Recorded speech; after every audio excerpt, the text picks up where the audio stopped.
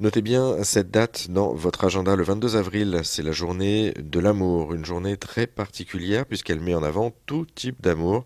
L'amour physique, bien sûr, en couple, mais aussi et surtout l'amour plus large, l'amour de l'autre, de l'humanité, de l'amour propre ou encore de l'auto-amour, s'aimer soi-même. Sur ce dernier point, ce n'est pas facile de s'accepter, de s'aimer. On a donc demandé à la psychanalyste Catherine Grangeard comment faire justement quand on n'a pas les clés pour s'aimer soi-même. Eh bien, voici sa réponse. On va chercher ce qui fait que on ne les a pas, ces clés. On va chercher profondément en soi. Alors, quand je dis on va chercher, là, c'est de nouveau la psychanalyste qui parle. Quelles sont les herbes à arracher, ces mauvaises herbes qui ont germé en soi-même, qui sont le résultat d'autres personnes, en règle générale?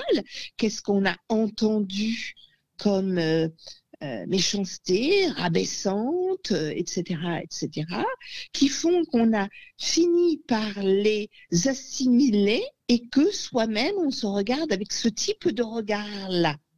Et donc, on va essayer d'éradiquer tout ça pour changer de regard sur soi, pour faire ses pas de côté, parce que non, ce n'est pas justifiable.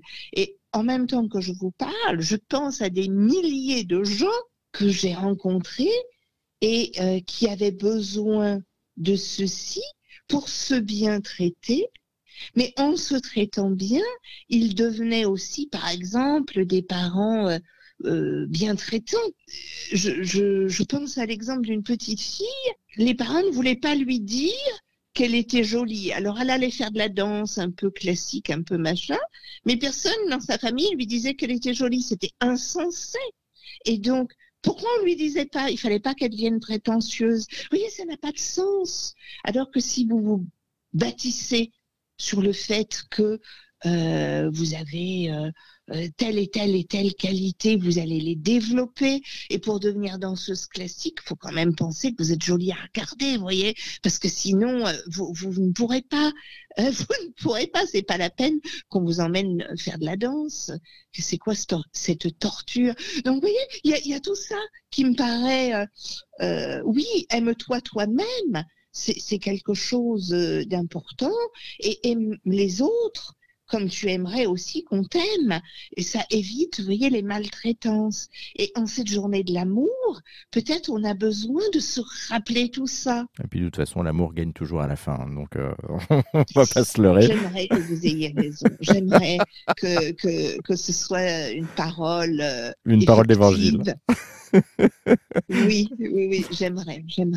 Qu'est-ce que vous allez faire pour terminer le 22 avril, du coup? Bah écoutez, je vais aller me promener et puis je vais sourire aux gens et je vais essayer d'avoir des conversations le plus aimantes, vous voyez, le plus radieuse, le plus amenant à être bien avec la personne que nous sommes nous-mêmes et avec les autres. Bon, bah écoutez, en tout cas, c'est un joli programme.